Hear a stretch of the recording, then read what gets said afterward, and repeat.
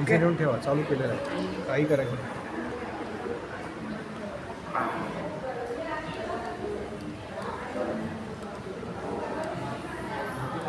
असंच ना, हे असंच का?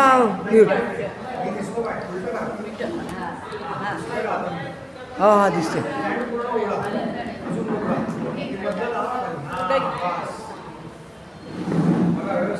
हा मस्त.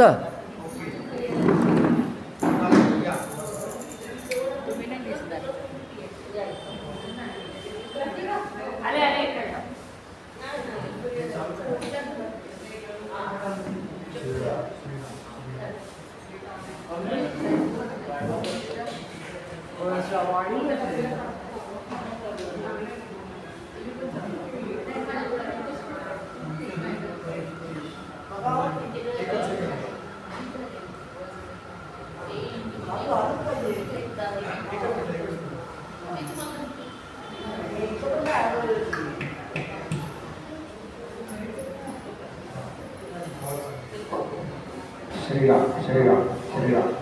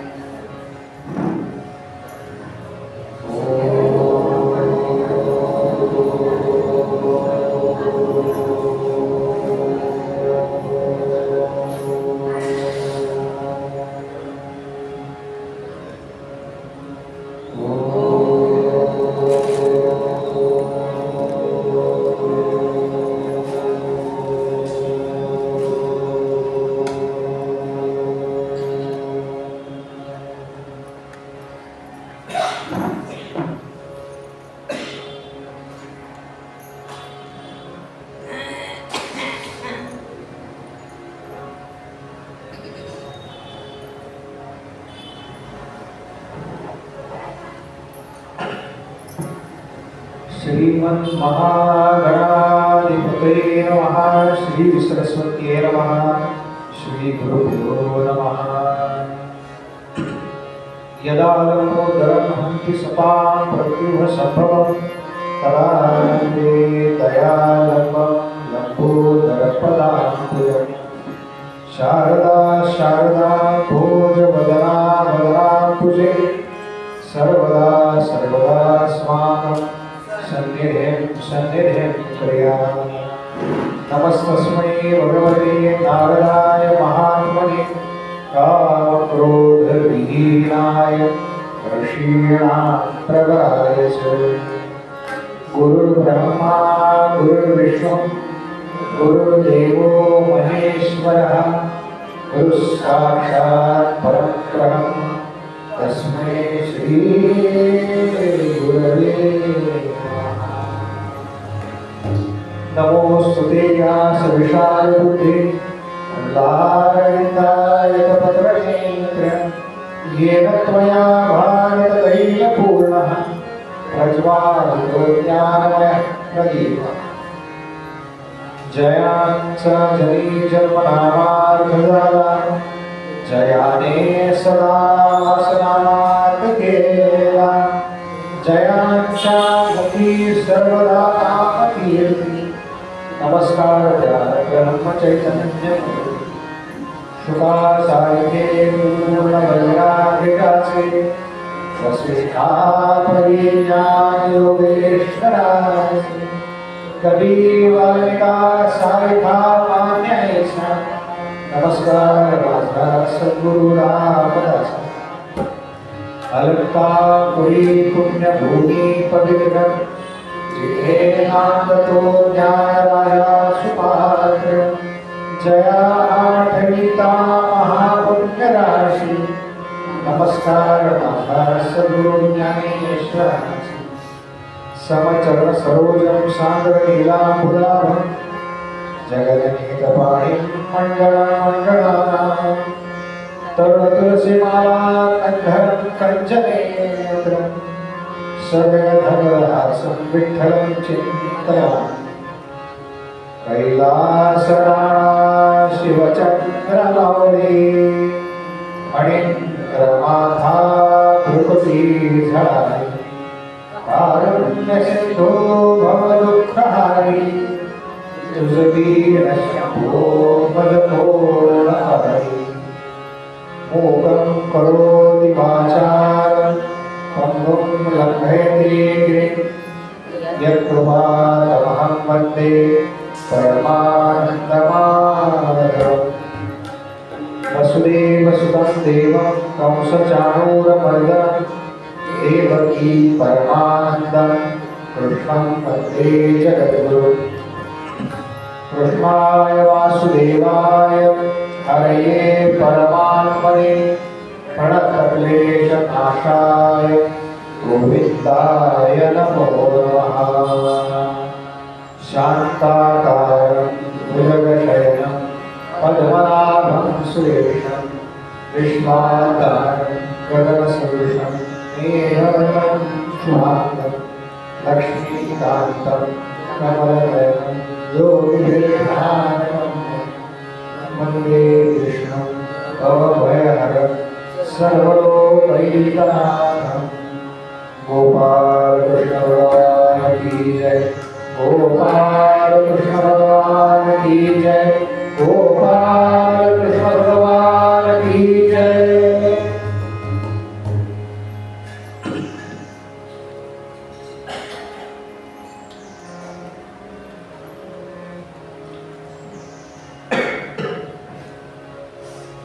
भगवंतांना अत्यंत प्रिय असते गोष्ट म्हणजे भगवंतांचं नाम। असं गोड नाम मुखाने घेऊ आणि मागच्या कथावाकडे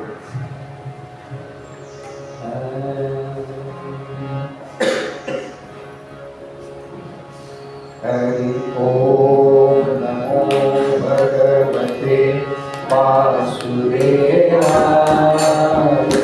हरि ओम नमो भगवते वासुदेवाय।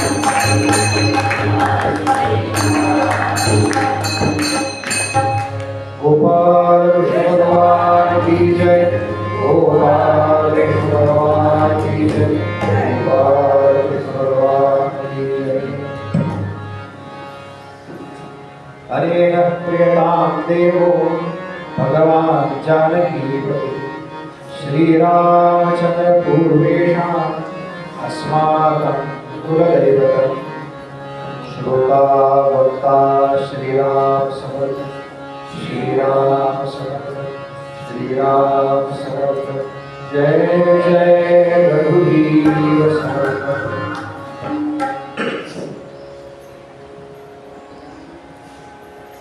श्रीमद भागवत ग्रंथाचा दशमस्कंद आणि एकादश स्कंद या दोन स्कंदांवरती जे निरूपण चालू आहे त्याच्या श्रवणाकरता उपस्थित सर्व श्रोते साधक सज्जन तत्वचिंतक नामधारक कला उपासक वैदिक याज्ञिक कीर्तनकार प्रवचनकार अशा उपस्थित सर्वांच्या हृदयस्थ परमात्म्याला वंदन करतो आणि आजच्या निरूपणाकडे वळतो।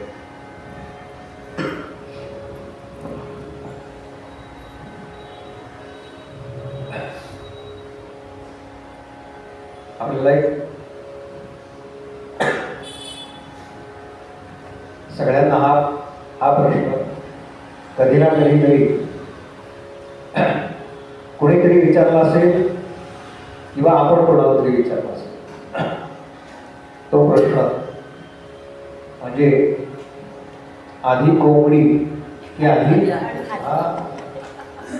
म्हणाल आषाढातले शेवटचे 2 दिवस राहिले काय बोलताय बुवा।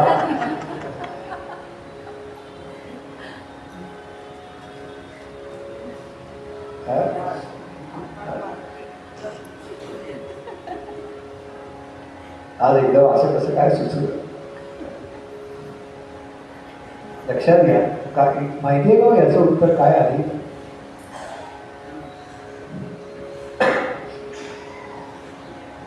ह्या सृष्टीची जेव्हा रचना होत होती बरं का नीट ऐका आपल्या नातवांना आपण सांगू शकतो बरं का हे विचारतात ना आधी काय आजोबा आजी सांगा मग आपण आपलं काहीतरी आधी कोंबडी मग अंडे कसं आलं अंडी कोंबडी कुठून आली अंड्यातच आली ना म्हणजे अंडा आधी मग आपण म्हणलं अंडा आधी तर ती म्हणते मग कसं काय एकमेकांवर आहे ना अवलंबून। तर माहिती करता सांगतो आधी कोंबडीही नाही आणि आधी अंडाही नाही आधी कोंबडा। याचं कारण नीट आहे का भागवतामध्ये लिहिलेलं आहे। मनु आणि शतरूपा ही पहिली जोडी समजली जाते ज्यांच्या पासून पुढे हे सगळं निर्माण झालं। तर शतरूपा राणी या 84 लक्ष योनी बनवल्यात बरं का। योनी बनवल्यावर काय केलं तर 84 लक्ष प्रकाराचे मातीचे देह बनवले आणि ते पुरुष देह आहेत सगळे आणि नुसत्या पुरुषापासून काही प्रजोत्पत्ती होत नाही त्याच्याकरता त्याचा जोडीदार असावा लागतो।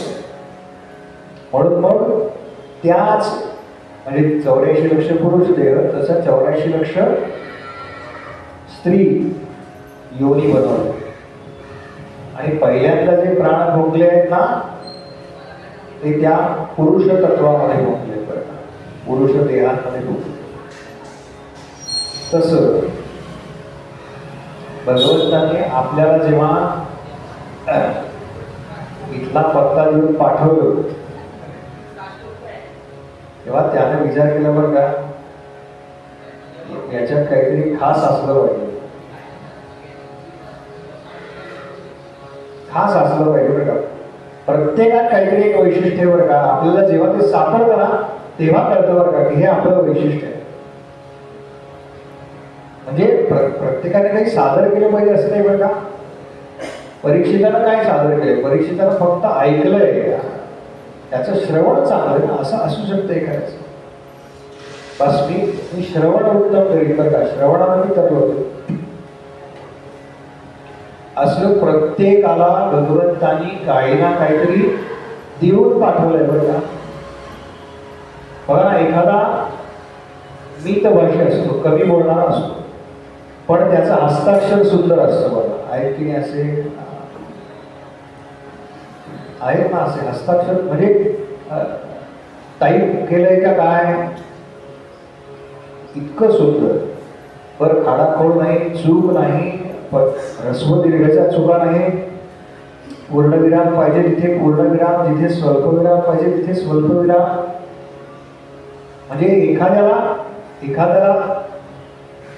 आल्यानंतर त्याची वही जर दाखवली ना, तर बास त्याचा मूड बदलावा, चांगला व्हावा. वा, काय छान आहे हस्ताक्षर. मग तो कदाचित कमी बोलणार असेल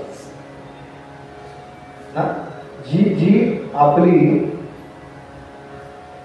आत्ताच्या भाषेत स्पेशालिटी आहे, त्याचा उपयोग करून भगवंतांची आराधना करणं हे या नरदेहाचं सार्थक करण्याकरता जो एक टप्पा आहे तो आहे. मग त्यानं आपल्याला कसं बनवलं सांगू का. त्यानं आपल्याला कसं बनवलं, आपण जसं दुसऱ्याला बनवतो ना तसं त्यानं आपल्याला बनवलं.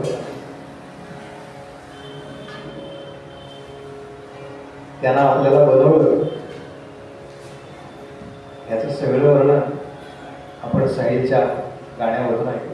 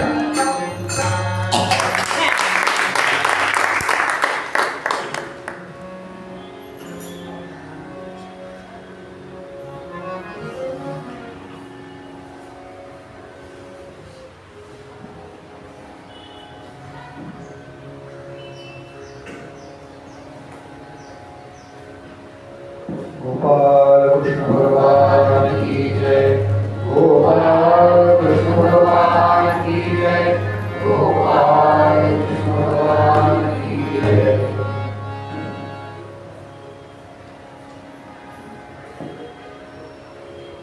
अनेक गट तयार केले बरं का त्यांनी.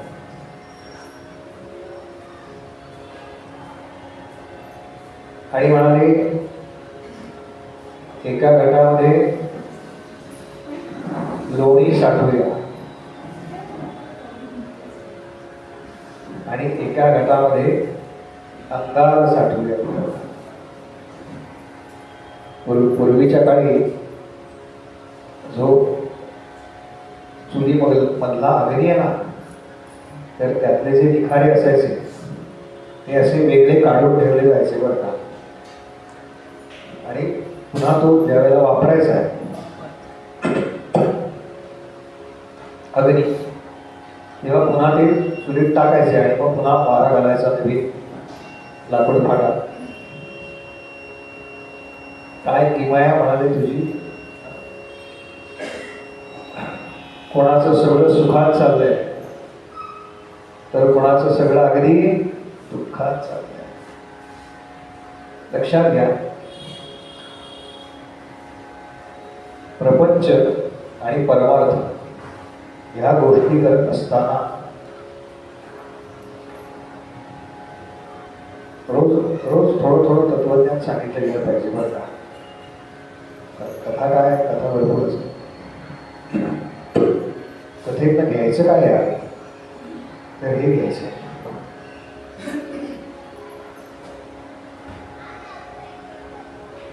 प्रपंच करताना ज्या ज्या गोष्टी आम्ही जमा करतो मग त्या कोणत्याही असो बरं, एका विशिष्ट कालावधीनंतर त्या जमा केलेल्या सगळ्या वस्तू या क्लेशदायकच होणार आहेत.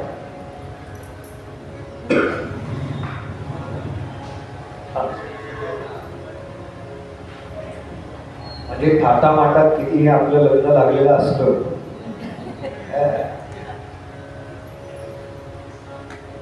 तरी आपल्या मागे आपलं फार बरं आहे का, आपण चांगल्या कुटुंबात आहोत त्याच्यामुळे आपल्याकडची परिस्थिती बरी आहे. पण काही काही घरात असेलच ना, काय दिवसभर गावभर हेटून येतात आणि आले की आपले हा आहे की. त्यामुळे अशा कितीही गोष्टी जमा केल्या प्रपंचातल्या तर ज्याला परमार्थ करायचा आहे त्याला कधी ना कधीतरी त्या सोडाव्या लागतात बरं का. फार कटू सत्य आहे पण सत्य आहे. सोडायच्या म्हणजे त्याच्यापासून लांब जायचं नाही बरं का. कारण काम, क्रोध, लोभ, मोह, मद आणि मत्सर हे असणारच आहे, हे असणारच आहे. पण या सगळ्यावरती मात करून भगवत नामाला जेव्हा आपण सुरुवात करतो तेव्हा हळूहळू हळूहळू हळूहळू या गोष्टी सुटत जातात.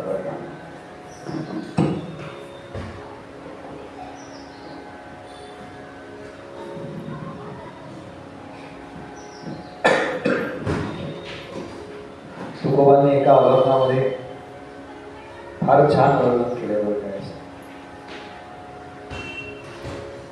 तुकोबा म्हणाले कसं असतं,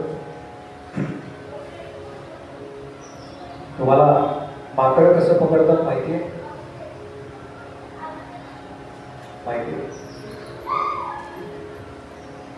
एक घागर कशी असते आपली, त्या घागरीसारखंच असतं ते. त्याचं तोंड अजून छोटं करतात, नेहमी असताना त्याच्यापेक्षा छोटं, आणि त्याच्या आतमध्ये फुटाणे टाकतात. ज्यांना फुटाणे आवडतात त्यांनी बघायला आरशात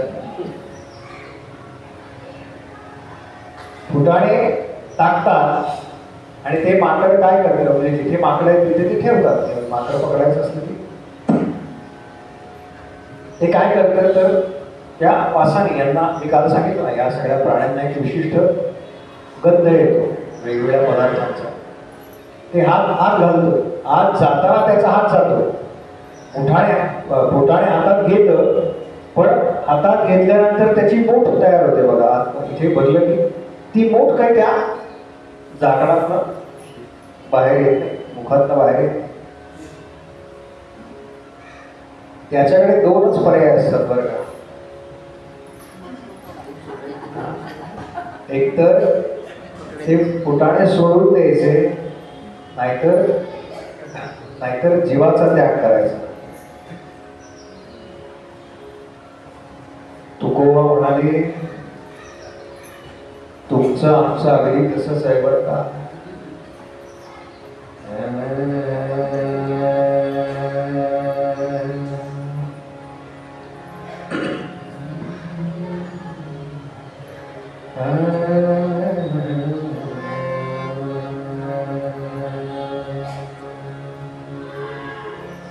माकडे मुठीसी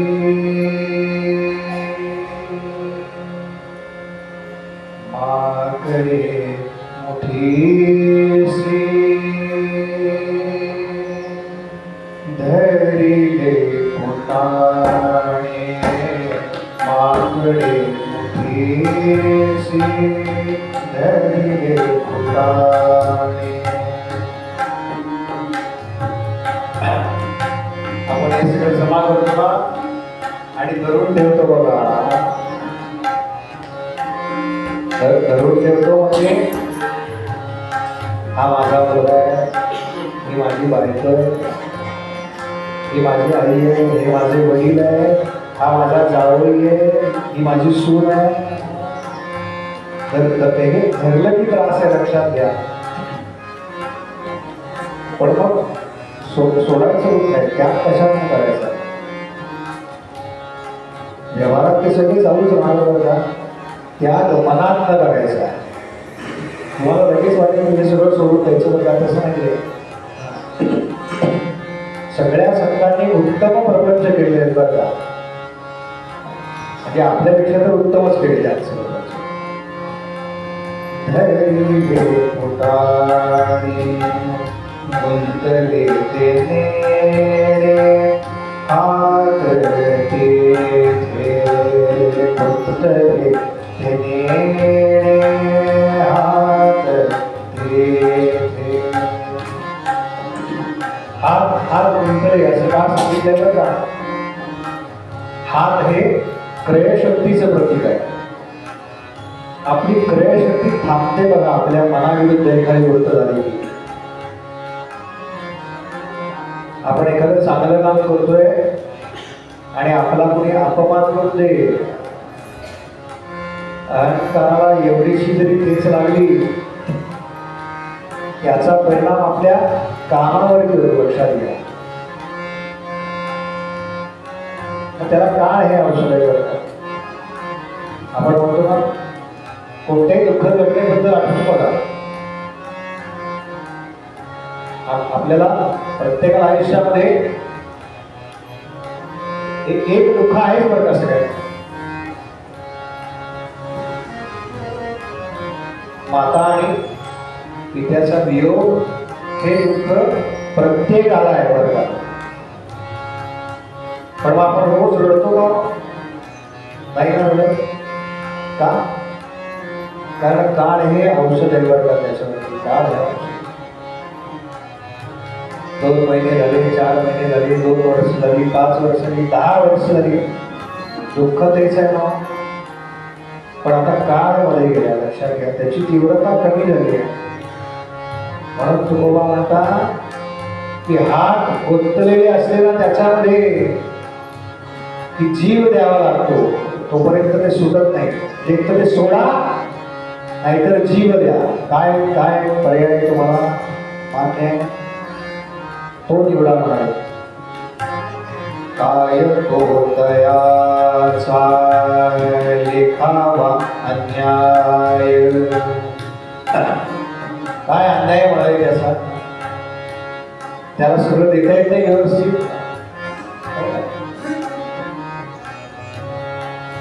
कायम सुख देता येत नाही. कायम सुख मिळालं ना तर त्याची किंमत राहणार नाही बरं का. आपल्या वाटेला दुःख येतं म्हणून त्या सुखाची किंमत आहे आपल्याला. काय तो दयाचा देखावा अन्याय, इतने काय आपुले ते, इतने काय आपुले ते.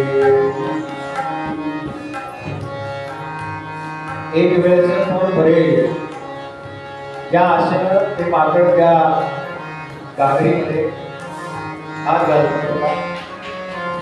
आणि आयुष्यभराचं परावलंबन त्याच्या वाटलं आहे लक्षात. मग त्याच्यावर जाळी टाकतात आणि पकडतात. पण एकदा का तो जाळ्यात सापडला की आपण बघितलंय त्याच्या गळ्यात अशी दोरी बांधतात आणि काय करतात बरं का, नाचवतात त्याला. भगवंतांची माया असंच करते. आमच्या गळ्यात पट्टा टाकते आणि आम्हाला नाचवते.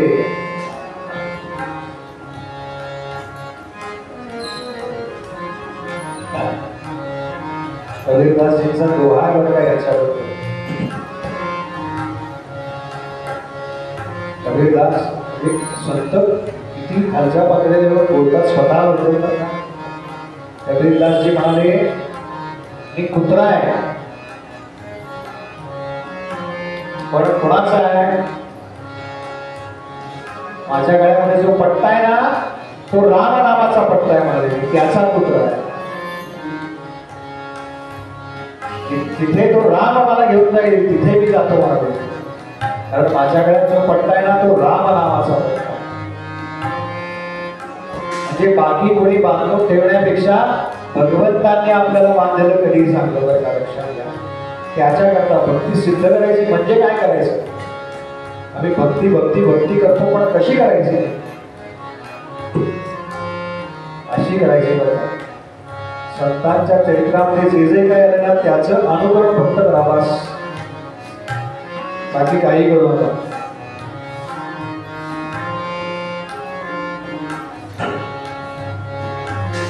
काय तो तयाचा देखावा न्याय, इतने काय आपुले ते.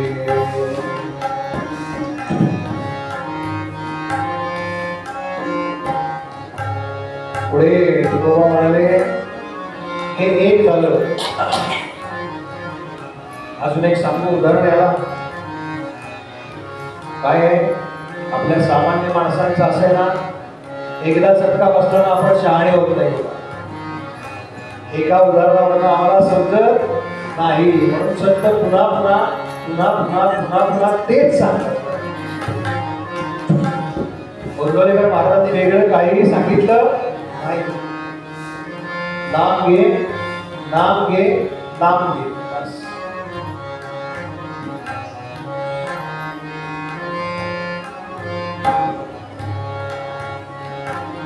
शुके नळी केशी गोवियते पाय, शुके नळी केशी गोवियते पाय, विसरोने जाय पक्ष दोन्ही, विसरोने जाय.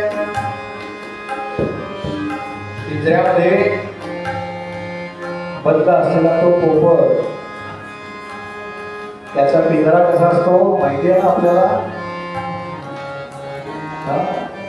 आकाशी झेप गेले पाखरा सोडी, सोन्याचा पिंजरा आहे बरं का त्याच्याकरता. आपलं तर काय दगड माती त्याचा सोन्याचा दिवा आहे. आपल्याला दगड मातीचा मोह सुटत नाही, त्याला कसा काय सुचेल? तुकोबा म्हणाले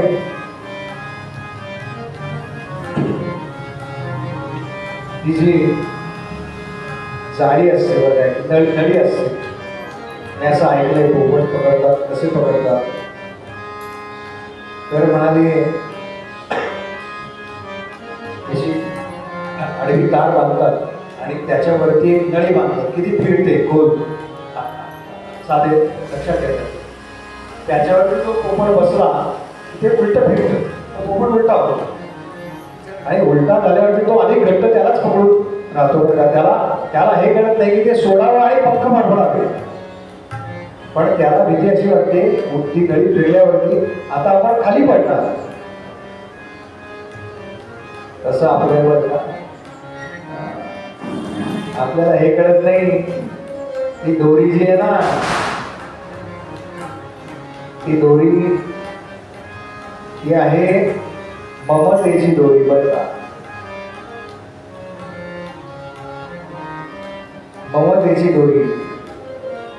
ती ममतेची दोरी एकदा का आपण सोडली की संपलं. का आत्मदेवाला हाच तर उपदेश केला. आपण सगळ्यांनी आत्मदेवाची कथा ऐकली आहे. मुलांना सांगितलं, बाबा तुम्हाला त्रास होतोय याचं कारण तुम्ही तो मुलगा माझा आहे असं वाटून घेताय. तो मुलगा माझा आहे ही फक्त धारणा तुम्ही सोडा की तुम्हाला त्रास होणार नाही, बस. बाकी काही करावं लागत नाही. बरं का, एक सोपं टेक्निक सांगू का? असे जे आपल्या आजूबाजूला असतील ना, त्यांचं एकतर आपल्याला ऐकायला येत नाही असं समजावं, नाहीतर आपल्याला 2 कान दिलेत ना, त्याचा वापर करावा. या कानाला ऐकावं आणि बस. फार प्रगती होते बरं का परमार्थामध्ये. पण सद्गुरूंचं कसं ऐकावं, संतांचं कसं ऐकावं, व्यासांचं कसं ऐकावं, शुकदेवांचं कसं ऐकावं, तर ते हृदयाचे काम करून ऐकावं. हृदयाचे काम करून ऐकावं. त्यांनी बोललेला एक एक शब्द हा आमच्या आत्मकल्याणाचा आहे. या पक्क्या धारणेनं ऐकावं.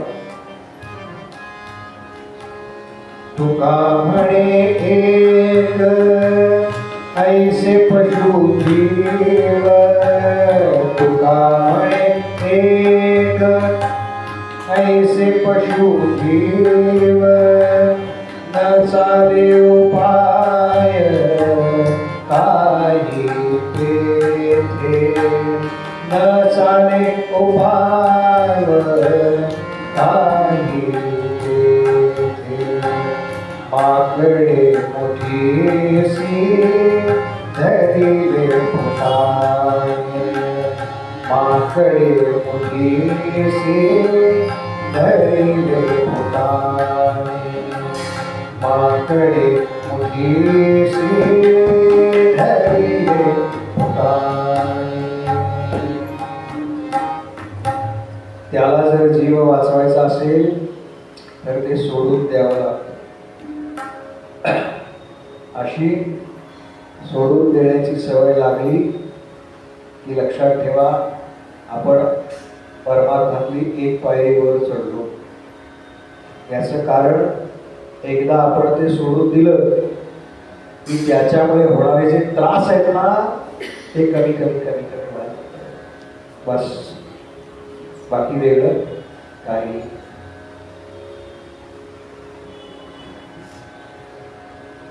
काल आपण पाहिलं की भगवंतांचे जे उरलेले विवाह होते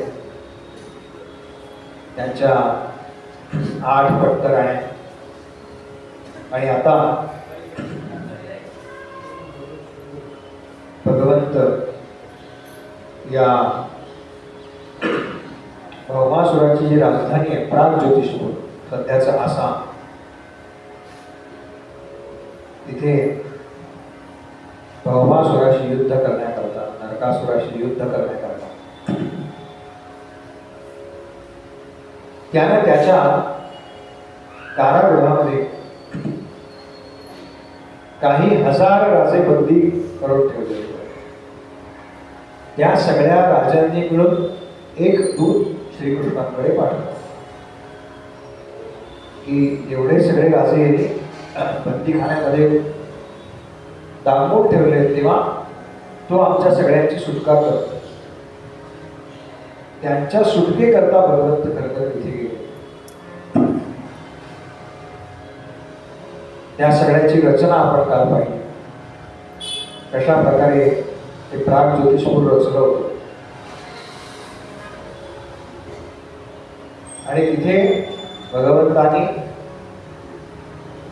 मूल नावाचा जो दैत्य आहे त्याला मारलं. म्हणून भगवंतांचं एक नाव पडलं मुरारी. आणि त्या मूर नावाच्या दैत्यानं भगवान श्रीकृष्णांवरती आपलं त्रिशूळ फेकलं. आणि मग भगवंतांनी काय केलं, इथपर्यंत काल आपण आलो.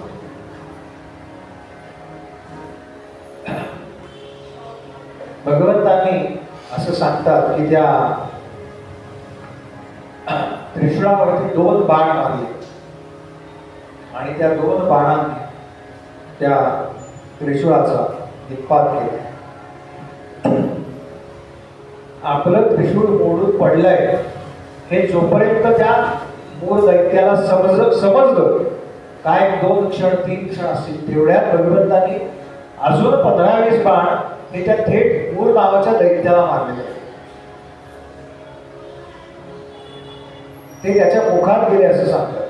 आपण पाहिलं हे सगळं रामानंद सागर ही सिरियल्स नाही का, राक्षस काय मोठा हा करतात आणि ते सगळे बाण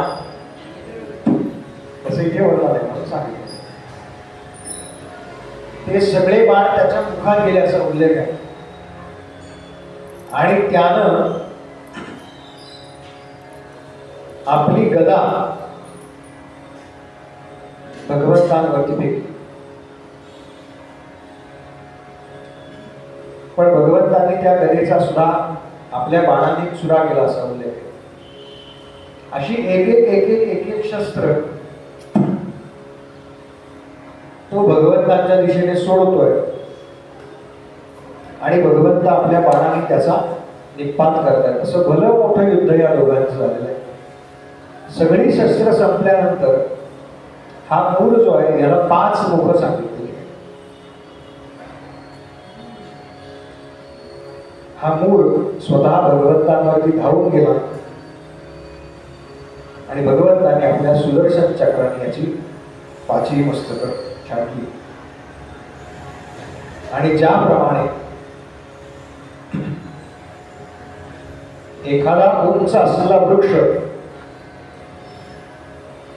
त्याच्या मुळापासून तोडावा आणि तो जसा जमिनीवरती कोसळावा, त्याप्रमाणे हा मूळ तिथे जो पाण्याचा खंदक होता, सगळ्याची वर्णन बघा, कुठला बाण कुठे लागला इतकं डिटेल सांगितलं ना भागवतामध्ये. मूळ रामायणात पण आहे बरं का. हे मूळ रामायण वाल्मिकींचं वाचा आपण, म्हणजे मग आपल्याला खरं खरं रामायण काय हे कळतं. तसा त्या पाण्याच्या जे पाण्याचे खंड होते त्यात तो पडला आणि हा पडलेला पाहिला आणि भगवंतांची जी काही सेना होती त्या सेनेमध्ये जय जयकार झाला. गोपाल कृष्ण भगवान की जय, गोपाल कृष्ण भगवान की जय, गोपाल कृष्ण भगवान की जय. ताम्र, अंतरिक्ष, श्रवण, विभावसु, वसु, नभस्वान आणि अरुण असे हे 7 जण सांगितले. त्या मूळ दैत्याचे पुत्र हे सगळे धावत आले आणि त्या सगळ्यांनी भगवान श्रीकृष्णांवरती चढाई केली. त्यांच्याकडे जी सगळी शस्त्र आहेत, देवांकडे जशी शस्त्र आहेत तशी दानवांकडे पण आहेत. त्यांच्या शस्त्रांनी भगवंतांवरती चढाई केली. या सगळ्यांना भगवंतांनी अगदी लिहिल्या संपवला असा उल्लेख आहे.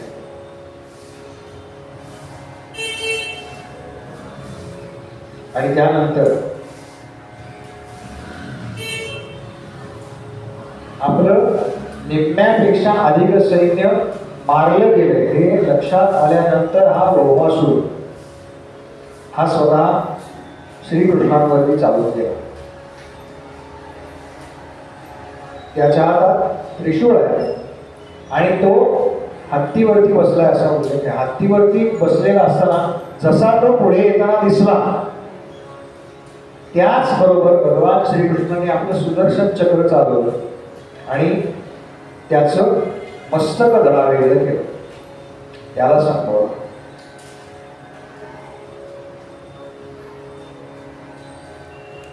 त्याचं मस्तक जमिनीवरती पडलं आणि असा उल्लेख आहे की पृथ्वीला आनंद झाला. एखादा दुराचारी दुष्ट क्रूर कर्मा मारला गेला ना की पृथ्वीला आनंद होतो. बरं, अतिरेकी मारले गेले की होतो की नाही आपल्याला आनंद? हे कोण आहे का? हे अतिरेकीच आहेत बरं का आपल्या. जो आपल्या शक्तीचा उपयोग चांगल्या कामाकरता करत नाही, देशाच्या हिताकरता करत नाही किंवा दुसऱ्याला केवळ त्रास देण्याकरता करतोय धर्माच्या नावाखाली, असं करणारे जे जे कोणी आहेत ना हे सगळे अतिरेकी आहेत, लक्षात. आणि आपण तो छत्रपती शिवाजी महाराजांचा फोटो पाहिला असेल, त्याच्या खाली ओळ आहे, दहशतवाद असाच संपवावा लागतो. जेव्हा महाराजांनी कोथळा बाहेर काढला ना तेव्हा कळलं बरं का आमचं क्षात्रबीज काय आहे. आम्हाला तेव्हा कळलं आम्हाला आमचं क्षात्रबीज काय आहे. जो जो कोणी या भारताकडे वाकड्या नजरेनं पाहिजे त्याला अशाच पद्धतीनं अंताला सामोरं जावं लागेल. कारण आमचा देश हा प्रभू रामचंद्र आणि भगवान गोपाल कृष्ण यांनी घालून दिलेल्या आदर्शांवरच पुढे चाललेला आहे. हे पक्क लक्षात ठेवलं पाहिजे आपण. राखी पौर्णिमा येते बरं का. ज्यांच्याकडे लहान मुलं आहेत ना त्यांच्याकडनं राखी तयार करून घ्या. लहान मुलांकडनं सैनिकांना राख्या पाठवणाऱ्या अनेक संस्था आहेत आमच्याकडे. दरवर्षी त्या येतात. माझ्या परिचयाचे आहेत.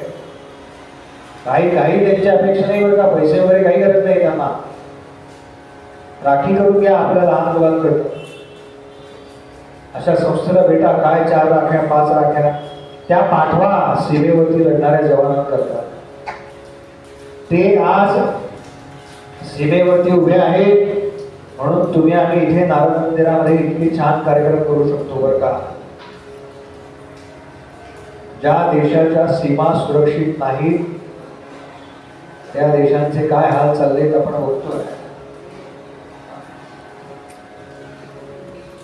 पाकिस्तानचे 2 तुकडे झालेच आहेत. अजून एक 2-3 महिने थांबा, 5 तुकडे होतील बरं का त्याचे. 5 तुकडे होतील लक्षात. गणपती होऊन जाऊ देत आपले. गणपती बाप्पा सध्या या इकडे यायच्या कार्यक्रमात आहेत ना, बिझी आहेत सध्या त्याचं शेड्यूल. बघा हे होणार आहे लक्षात घ्या. याचं कारण आहे पेराल ते उगवतं. म्हणून पुढच्या पिढ्यांना संस्कार का द्यायचे? ते संस्कार जेव्हा आपण त्यांच्यामध्ये पेरतो तेव्हा ते संस्कार ते त्यांच्या पुढच्या पिढ्यांमध्ये पेरतील. आपण जर मुलांना घरी बसून नाटक सिनेमाला गेलो तर मुलं मोठी झाल्यानंतर आपल्याशी असंच वागतील म्हातारपण. हे सांगा बरं का पुढच्या वेळेला. म्हणून मंदिरामध्ये घेऊन जायची सवय लावा, भगवंतांना वंदन करण्याची सवय लावा. याचं कारण मी सांगतोय, पुण्यामध्ये अशा शाळा आहेत बरं का. आणि आमचं दुर्दैव असं आहे की मराठी मीडियमच्या चांगल्या समजल्या जाणाऱ्या शाळा ह्या वरवर जरी दिसत नसल्या तरी कम्युनिस्टांच्या ताब्यात. वरनं सगळं छान चाललंय बरं का. गणपती झाले ना ते विचारतात, फार जवळून अनुभव घेतलाय बरं काय असा म्हणून सांगतोय. कोणाकोणाकडे गणपती बसले होते, लहान मुलं हात वर करतात, प्रामाणिक असतात ना. मग काय काय केलं तुम्ही? मुलं सांगतात काय आरती केली, छान हे केलं, ते केलं, प्रसाद केला. मग गणपतीनं काय केलं तुमच्याकडनं? बघा बुद्धिभेद कसा केला जातो. गणपतीनं काय केलं तुमच्याकडनं? 4-5 वर्षाचा करतो मुलगा मुलगी, त्याला काही कळत नाही काय होतं.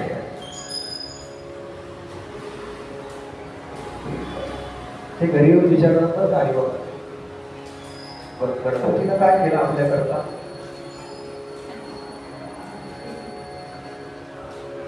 मग लक्षात येतं बरं का, हा प्रश्न याचा नाहीये, वेगळ्या कोणाचा तरी आहे. मग या सगळ्यांची ट्रिप काढली जाते. कसं चालतंय मी सांगतो बरं का तुम्हाला का. मग निसर्गात फिरायला नेलं जातं. मग बघा तो सूर्य कसा रोज उगवतो, किती कष्ट करतो. तुम्ही सूर्याला काय देता? तो देव वगैरे काही नाही बरं का. तो फक्त हायड्रोजनचा एक गोळा आहे, उष्ण गोळा, तप्त. तो देव वगैरे काही नाही. त्याच्यावरती स्फोट करतात. लक्षात घ्या, विज्ञान हे अशा पद्धतीनं सांगितलं जातं बरं का. आमचं विज्ञान हे आमच्या धर्माच्या अधिष्ठानावरती असलं पाहिजे बरं का. आपण जातो ना वाळंदीला, आपण जातो ना गोंधळेला, गाणगापूरला जातो, अक्कलकोटला जातो. का जातो? आम्हाला माहिती आहे बरं का, ज्या चैतन्याच्या दर्शनाकरता आम्ही आलेलो आहोत ते चैतन्य त्या ठिकाणी आहे.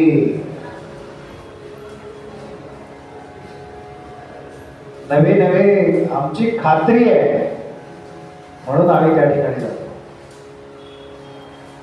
आणि अशा पद्धतीने लहान मुलांचा एकदा बुद्धिभेद करायला सुरुवात केली, लहान मुलांमध्ये पटकन होतो बरं का बुद्धिभेद. आपल्यात कदाचित नाही होणार, 5 वर्ष 10 वर्ष लागतील. मुलांमध्ये दुसऱ्या वर्षी लगेच फरक पडायला सुरुवात होतो. मागच्या वर्षी आपल्या नातीनं किंवा नातवानं अगदी उत्साहात जे डेकोरेशन करण्याकरता सहभाग घेतलेला असतो, ती म्हणते की हे काय मला पटत नाही. पटत नाही म्हणजे आई वडिलांची हिंमत राहिलेली नाही बरं का हल्ली मुस्काळीत मारायची मुलांच्या. काय आठवण बघा, आपले आई वडील किती प्रेमळ होते.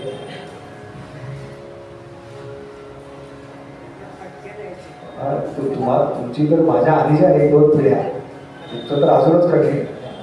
आम्ही किमान एखादा विषय वडिलांना सांगण्याची तरी आमची हिंमत होती. पूर्वीच्या काळात नव्हतं बरं का. आईला सांगायचं नाही. आईला ते, माझी आई सांगते की मी कधी शाळेमध्ये कॉलेजमध्ये कधी ट्रिप वगैरे केली नाही बरं का. आमच्या वडिलांनी एकदा सांगितलं हे असलं कुठेही जायचं नाही. आईची हिंमत नाही झाली म्हणाली परत विचारायची, मुलीला ट्रिपला जाऊ दे. आता आपणच उत्साहाने काय भरतो. तो काळ वेगळा होता. हे उदाहरण म्हणून सांगितलं. पण लक्षात घ्या, संस्कार करण्याचं एकमेव युनिट म्हणजे आपलं घर आहे बरं का. बाहेर कुठेही संस्कार होणार नाही. घरामध्ये जेव्हा आपलं मूल असताना तेव्हा त्याच्यावरती संस्कार होणार बरं का. एखाद दिवशी रागवा बरं का, संध्याकाळी आज जेवू नकोस, रामरक्षा म्हणली नाहीस ना, आज जेवायला मिळणार नाही तुला, तो पटकन रामरक्षा म्हणून टाकतो बरं का. त्याला कळत नसतं काय, त्याला दुःख असतं जेवायला मिळणार नाही. संस्कार हे असेच करावे लागतात लक्षात. त्याच्याकरता त्याच्या मागे लावावं लागतं बरं का. आणि एकदा का ही सवय लागली ना की हे रोज करायचे रोज करायचे रोज करायचे रोज करायचे, की मग ते सगळं आपोआप व्हायला लागतं. मग त्याचे जे पॉझिटिव्ह रिझल्ट त्याला आपण म्हणतो कोणत्याही स्तोत्र पठणाचे, ते त्याला मिळणारच आहेत बरं का. लहान मुलांकरता जे अभ्यासात कच्चे त्यांच्याकरता प्रज्ञावर्धन स्तोत्र आहे बरं का. माझ्याकडे आत्ता नाही तर मी प्रति दिल्या असत्या, इंटरनेटवरती उपलब्ध आहे. प्रज्ञावर्धन स्तोत्र ज्यांची मुलं नातवंड अभ्यासामध्ये काय थोडी कच्ची आहेत ना, सुरुवातीला युट्यूबवर लावा, शब्द समोर धरा. 1 महिना 2 महिना गेल्यावरती त्याला ते शब्द म्हणता येतील, त्याला वाचता नाही आला तरी चालेल. आता इंग्लिश मधनं पण उपलब्ध आहे, असं काही नाही की संस्कृत वाचता येते. 1 वर्षात रिझल्ट बघा, रोज म्हणायचं एकदा. आता परीक्षा येणार आहेत की नाही, काय ऑगस्ट सप्टेंबर परीक्षा असतात, ही होऊन जाऊ दे. त्याचे एकदा मार्क आले की त्याला सांगा आपण शेजारी बसवून म्हणून घ्यायला लागेल बरं का. ते कसे सांगतात, 5 वेळेला प्रार्थनेला येतात तेव्हा सांगतात की नाही हो, आम्हाला एकदा सांगायला पाहिजे.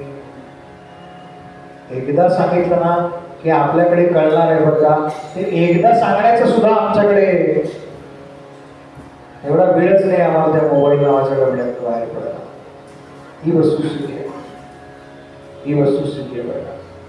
आणि हे सगळं बदलायला फार वेळ लागणार नाही, दुर्दैव आहे बरं का. एक पिढी बदलली ना की कोणतेही संस्कार आपले राहणार नाही.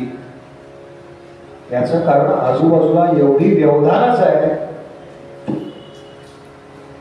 तो मुलगा किंवा मुलगी काय 1ली 2री असेल आता तरी ती सुद्धा एका अर्थानं रॅट रेस मध्ये बरं का. त्याला असं वाटतं फक्त मार्ग मिळाले की झालं. मी अनेक वेळा सांगतो, अनेक कथांना हे सांगतो बरं का, की त्या रॅट रेस मध्ये धावू नका. मार्ग हा एक आपल्या आयुष्याचा भाग आहे. पहिली कमी मार्क पडली, याला काय असं त्याच्या करिअरमध्ये फरक पडणार आहे, काय फरक पडणार आहे. पण त्यानं पहिलीत असताना म्हणजे 5 वर्षाचा असताना 5.5 वर्षाचा असताना प्रज्ञावर्धन स्तोत्र म्हणायला सुरुवात केलं तर 10वी मध्ये त्याला निश्चित फरक पडणार आहे. हे आपल्या फायद्याचे म्हणून तरी म्हणा, बस एवढं करा. भगवंत हेच सांगतात बरं का की मी सगळं तुमच्या फायद्याचं आहे ते तुम्हाला सांगितलेलं आहे. आता हे करणं कोणाचं काम आहे, तर ते आपलं काम. अगदी सहजगत्या भगवंतांनी त्या भवमासुराला संपवला.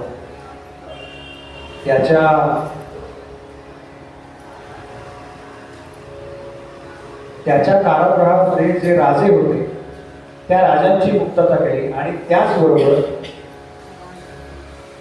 त्या राजांच्या कन्या सांगितल्या त्या पण त्याने आपल्या बंदीखान्यामध्ये दाखवून ठेवल्या. त्यांची संख्या आहे 16,100. या सगळ्यांना भगवंतांनी मुक्त केला बरं का, आणि आपापल्या राज्यामध्ये जायला सांगितलं.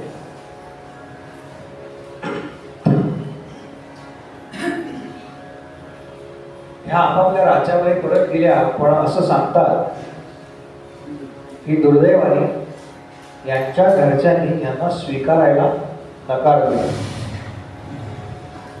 याचं कारण भौमासुराच्या कैदेमध्ये तुम्ही अनेक वर्ष होता, तेव्हा तुमचं शील कदाचित भ्रष्ट झालं असेल,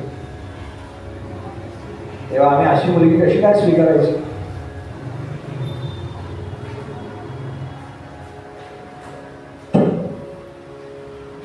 भगवंतांच्या हे लक्षात आलं का, तेव्हा भगवंतांनी काय केलं, या सगळ्यांबरोबर एकाच मुहूर्तावरती विवाह केला असा उल्लेख आहे. विवाह केला म्हणजे काय केलं, पाणी ग्रहण केलं असा उल्लेख आहे. विवाह तर भगवंतांनी या सगळ्यांना समाजामध्ये जगण्याकरता एक मानाचं स्थान मिळवून दिलं. लक्षात घ्या, आज ही कथा आपल्याला तेवढी महत्वाची वाटणार नाही. याचं कारण आपल्या कोणाला लव जिहाद नावाचं जे प्रकरण आहे ना, त्याचा फटका बसलेला नाही.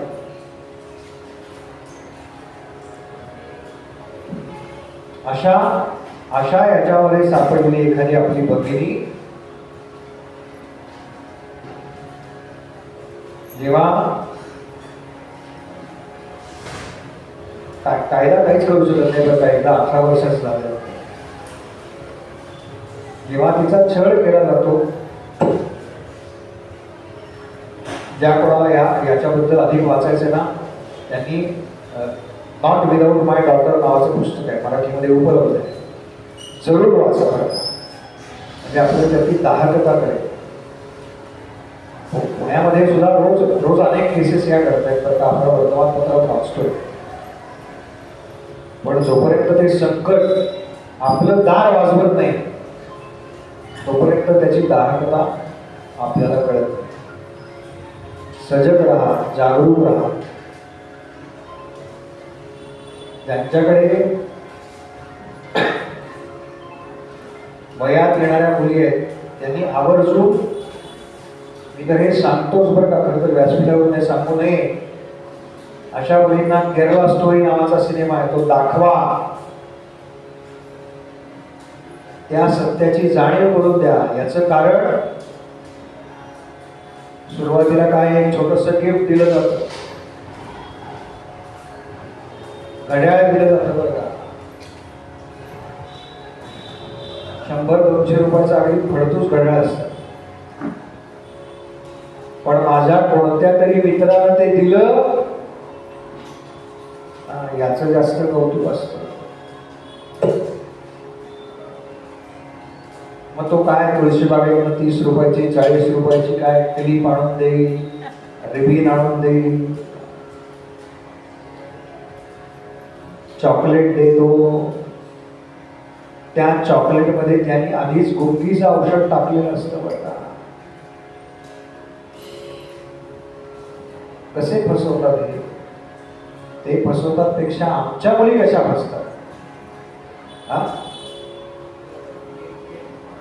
म्हणून मी नेहमी सांगतो, भागवतात सुद्धा सांगतो ना, की आपल्या मुलाचे मित्र कोण आहेत, आपल्या मुलीचे या मैत्रिणी कोण आहेत, तिचे मित्र कोण आहेत, या सगळ्यांना घरी बोलवा. तुझं काय नाव, तुझं काय नाव, तुझं काय नाव, तुझं काय नाव विचारा. शंका आली, कारण आता काही दाढी वाढवण्याचं कंपल्शन नाहीये बरं का त्यांना, टोपी घालायचं नाहीये, खरं नाव सांगायचंही.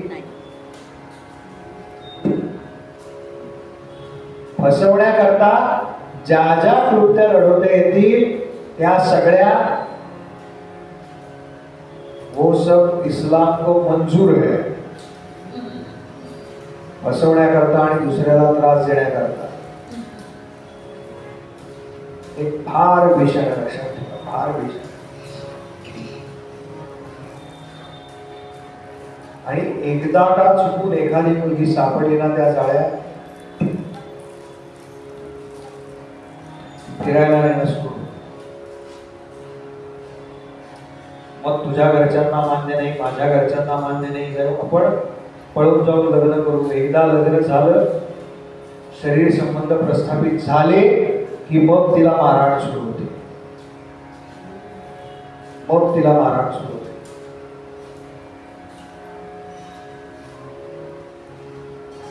मी कॉलेजमध्ये असताना माझ्या एका ओळखीच्या बाबतीत हा प्रसंग घडलाय. माझ्यापेक्षा एखाद्या वर्षाने सिनियर मुलगी होती. कला मंडळामध्ये एकत्र होतो आणि अचानक एक वर्ष पाहिलं आणि पुढच्या वर्षाचं जेव्हा कॉलेज सुरू झालं तेव्हा ती येणं बंद झालं. जवळजवळ 6-8 महिन्यांनी कळलं बरं का की ती कोणाबरोबर तरी पळून गेली. मग कोणाबरोबर पळून गेली, काय नाव, तेव्हा कळलं की ती लव जिहादची शिकार झाली.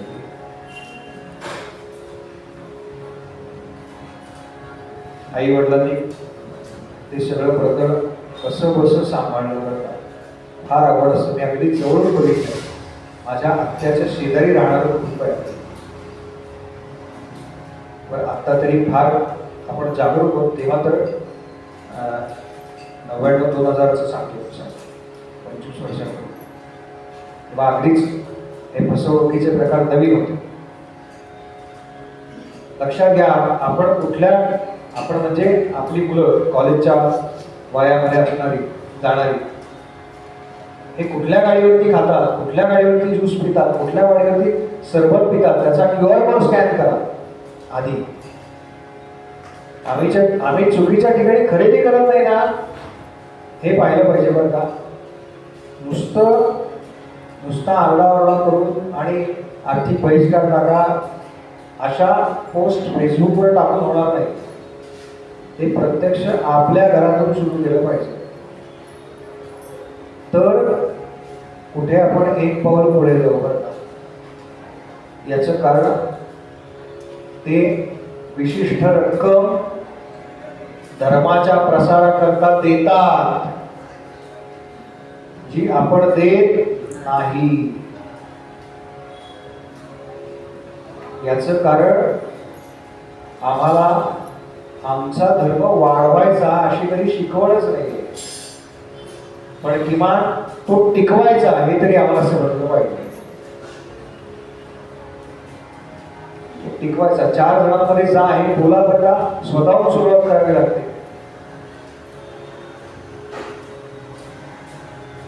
याचं गांभीर्य हे जोपर्यंत एखाद्या जवळची केस आपल्याला समजत नाही ना तोपर्यंत कळणार नाही. तेव्हा निश्चित या सगळ्याचा विचार करा.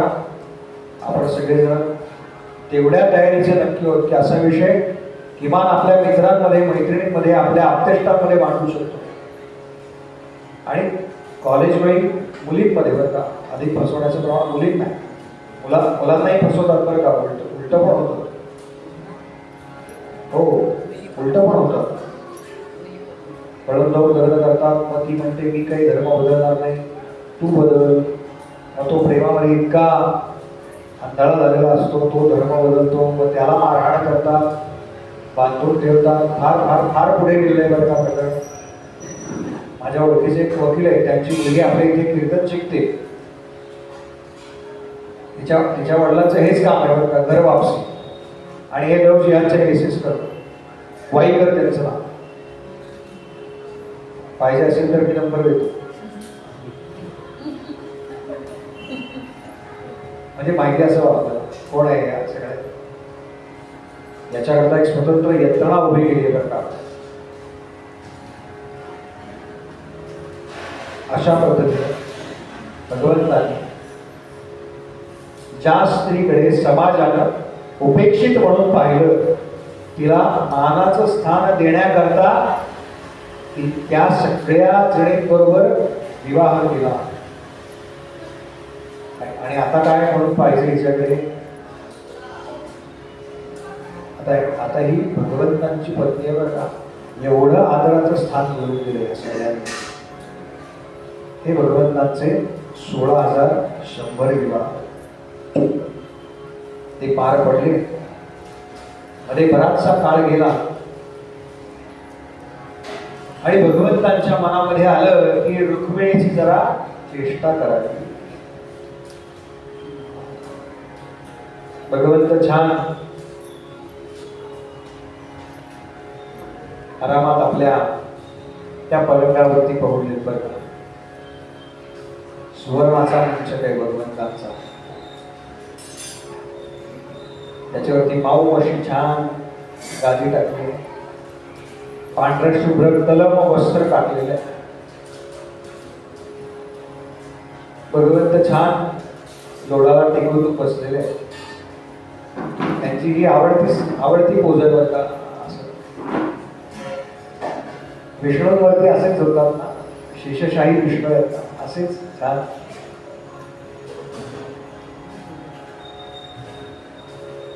आणि रुक्मिणी भगवंतांना वारा घालते. छान चाललंय बरं का.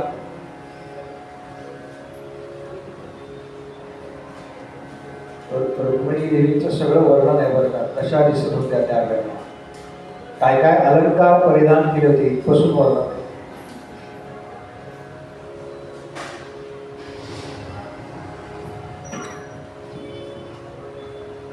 भगवंत म्हणाले, हे राजकुमारी,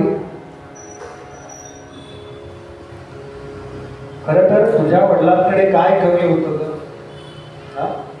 जगातली सगळी ऐश्वर्य तुझ्या वडिलांच्या पायाशी लोळत घेत होती. आणि जसं त्यांच्या पायापाशी ऐश्वर्य लोळत घेते ना, तसं तुझ्याकडे काय आहे तर जगातलं सगळं सौंदर्य तुझ्यापाशी लोळत घेते. आणि तुझ्यापेक्षा कित्येक शूरवीर राजे जे तुझ्या सौंदर्यावरती मोहित झाले होते आणि जे माझ्यापेक्षा दिसायला सुंदर होते. भगवंत फिरकी घेत आहेत बरं का तिची. जे माझ्यापेक्षा दिसायला सुंदर होते असे राजे तुला वर्ण्याकरता म्हणून आले होते बरं का. रुक्मिणी, मला असं वाटतंय बरं का की तू मला वरलंस ना, ही एका अर्थानं चूकच केलीस. ती मनात म्हणाली, आता एवढे वर्ष संसार झालाय, आता काय फायदा. एवढं भगवंत म्हणाले बरं का की रुक्मिणी, तू मला वरलंस ना, ही तू चूकच केलीस. असं म्हणून भगवंतांनी रुक्मिणी देवीकडे कटाक्ष टाकला. आणि रुक्मिणी देवींचं काय झालं, ते काय झालं हे श्रवण करण्याकरता उद्या संध्याकाळी 6 वाजता. गोपाल कृष्ण भगवान की जय. गोपाल कृष्ण भगवान की जय. गोपाल कृष्ण भगवान की जय. आरती करू. फार छान संवाद आहे बरं का भगवंतांचा आणि रुक्मिणी देवीचा. सगळा संवाद चांगला आहे, छान आहे, फार जबरदस्त आहे.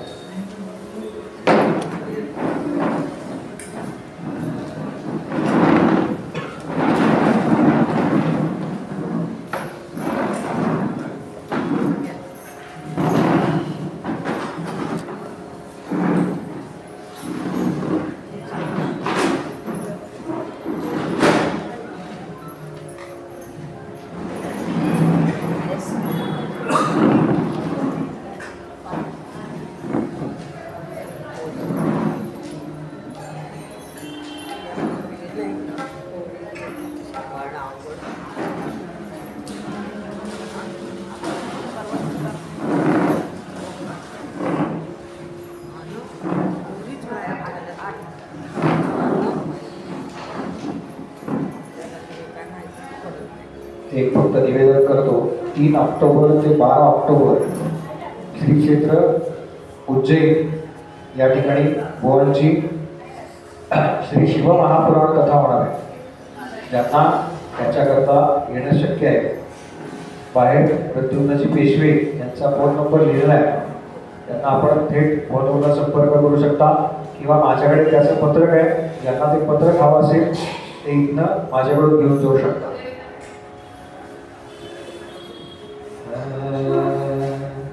जय हो जय श्री भागवता, आरती करू तुझ भगवंता. जय हो जय श्री भागवता, आरती करू तुझ भगवंता. श्री शुक मुनि में परम भक्ति में नाना करी में हरि जा हरि चरिता. आरती करू तुझ भगवंता. जय हो जय श्री भागवता, आरती करू तुझ भगवंता. करूचे मधुर फळ स्वादुर से सोज्वल. आत्मा राम मुनि सकल मुनि झाले जन सुभग. आले अवधि पिता.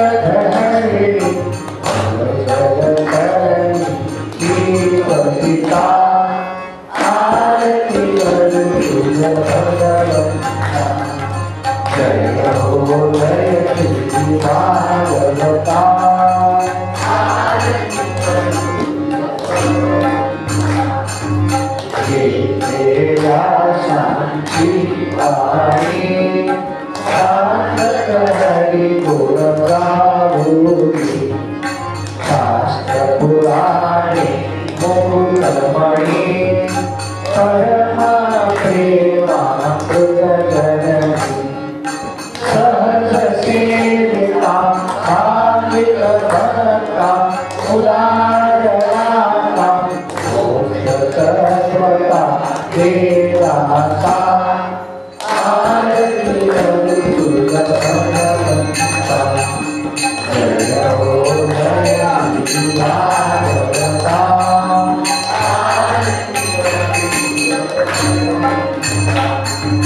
जपते जनो मानस तीर्थ. द्वादश सोमवारे युक्त. श्रीपद भक्ति जय परित. हरे हरि हंस चित्त.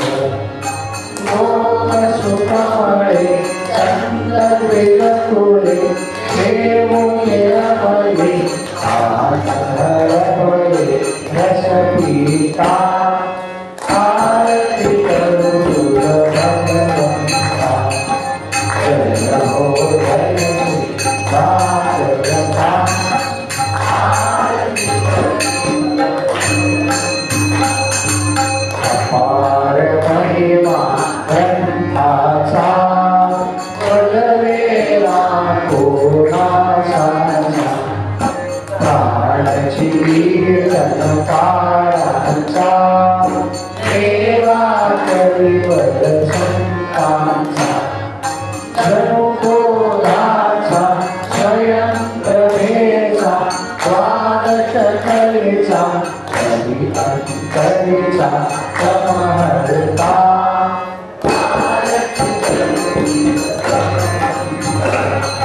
जय हो जय श्री भागवता, आरती करू देवा श्री कृष्ण. मनमूल अन्य होता या शरण. अचित करे मरण. कृपा पदाती चिरये शांती.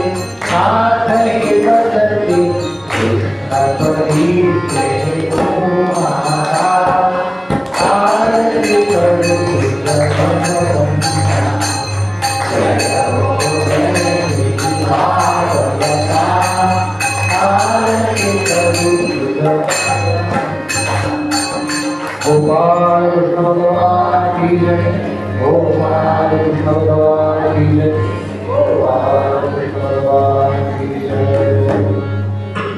उपासनेला प्रचार पावे, उमेद संतास सदार पावे, सत्कर्म योगी जयधार पावे, सर्वांगी मंगल बोल पावे। जय जय